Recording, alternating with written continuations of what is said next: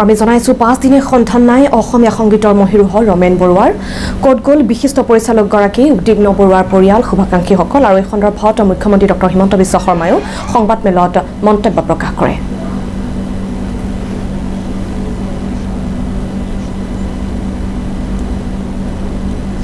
Police কমিশনাৰে কৈছে যে ৰমেন বৰুৱা ডাঙৰীয়া ব্ৰহ্মপুত্ৰ নদীলৈ যোৱাৰ প্ৰমাণ আছে, উভতি অহাৰ প্ৰমাণ নাই।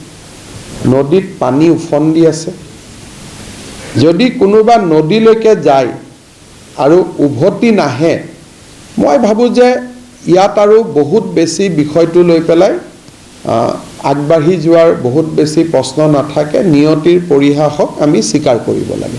দুই এজন হাইকোৰ্টৰ এডভোকেটকো মই কথা পাতিছিলোঁ, যোনে তেখেতক যোৱাটো দেখিছিলে।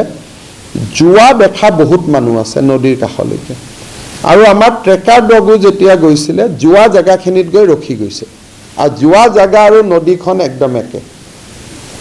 আৰু সেই নদীৰ পৰা মানুহ উভতি অহা প্ৰমাণ যদি নাথাকে, তেতিয়াহ'লে নিয়তিৰ পৰিহাসক আমি স্বীকাৰ কৰা উচিত। আৰু যিটো ঘটনা বা যিখিনি পুলিচে গম পাইছে, বহুতখিনি কথা ক'বৰ কাৰণে অসুবিধা, কিন্তু পুলিচে যিখিনি কথা পাইছে, ৰাতিপুৱা তেওঁ প্ৰচণ্ড মানসিক আঘাত